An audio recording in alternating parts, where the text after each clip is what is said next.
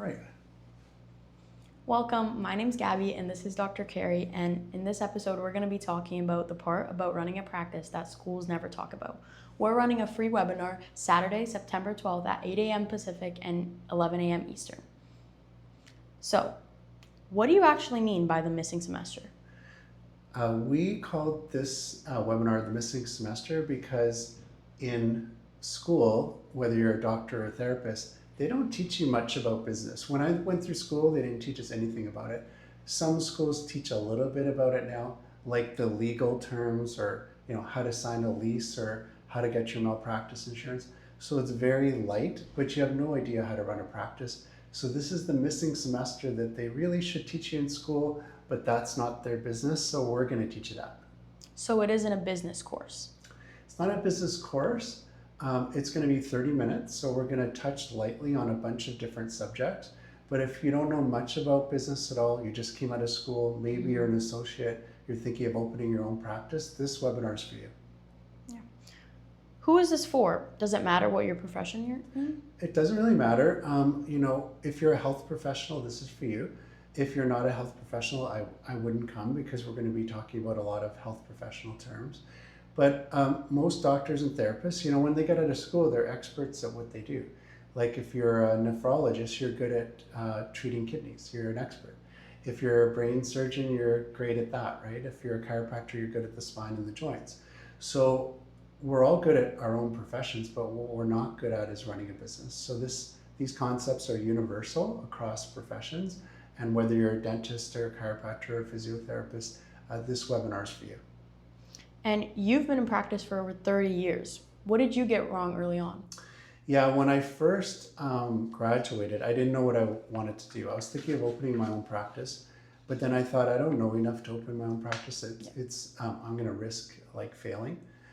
So I thought I'm going to work for other chiropractors. So I started doing what we call locums, and a lot of you guys are familiar with that term, but a relief doctor, like a substitute. And I took over for other doctors in their offices, and that was good because I got paid per locum, but I also got to see what their clinic was like. I got to work with their staff, I saw their marketing, I saw the layout of the clinic, and I found that really interesting. And some of those clinics, I jotted some notes down saying I want to run my clinic like this, and then others I didn't want to run my clinic like that. So I kind of kept a journal. And after 3 years and over 50 locums, 50 clinics I worked in, I kind of knew exactly what I wanted to do. Yeah. And what would you tell yourself in year one? Year one, I would be a little patient. I know there's pressure. A lot of doctors and therapists come out of school with like over $100,000 of debt. It's probably closer to $200,000 or $300,000 now, right? So I know there's a lot of pressure to get started. You want to start paying back the debt. You want to start to earn an income. You've been kind of like eating mac and cheese for like 4 or 6 years. Of course. And so you're thinking, well, I want to start to eat better and I want to start enjoying life a little bit more. Yeah. So I would say be patient. Look for some good opportunities.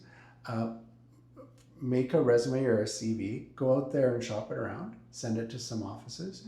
Go visit some offices, like knock on some doors. I know it's intimidating.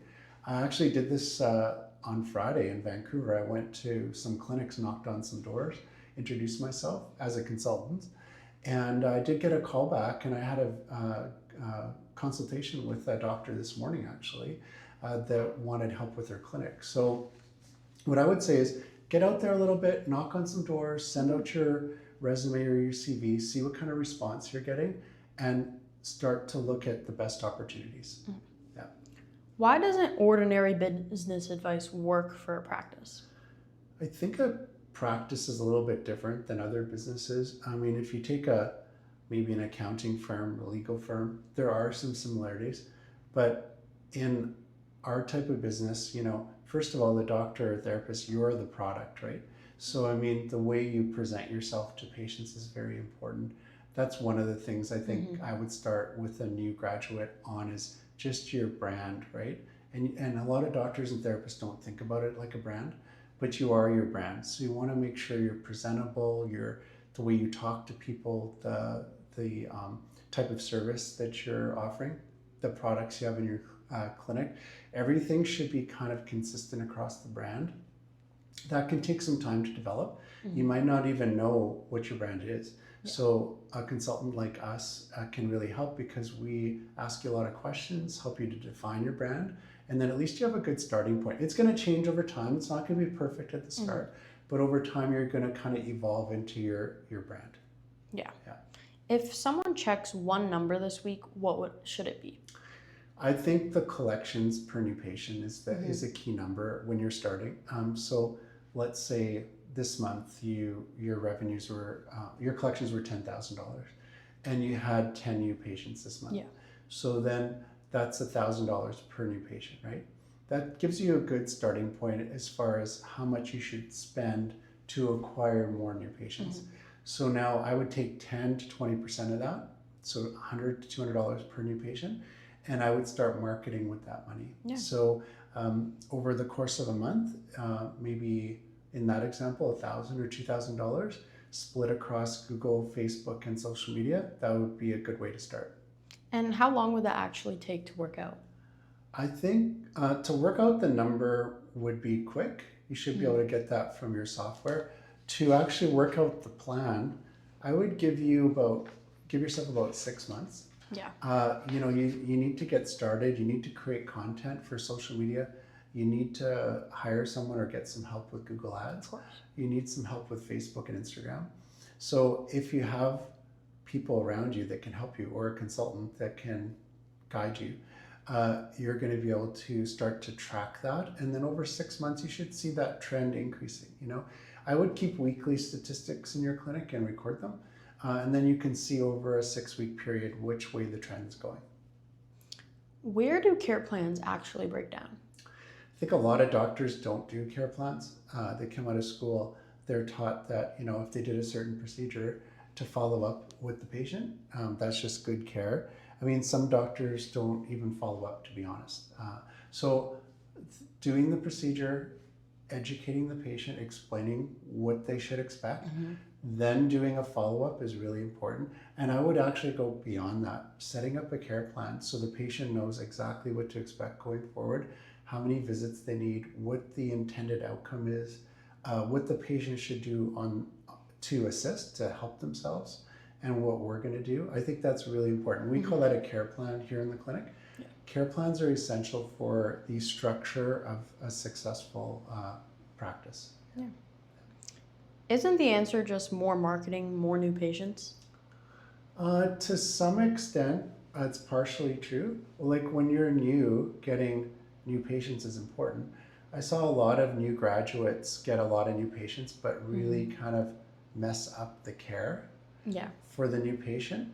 So if you're getting bad results or if you get bad reviews, that could really affect you. Like if you start to get some 1-star reviews on Google because the patient wasn't happy with your care, that can kind of put you in the hole. And it takes a while to get rid of those, right? Like, so if you get 20 5-star reviews, but you've got 5 1-star reviews, then you're sitting at 3 or 4 stars.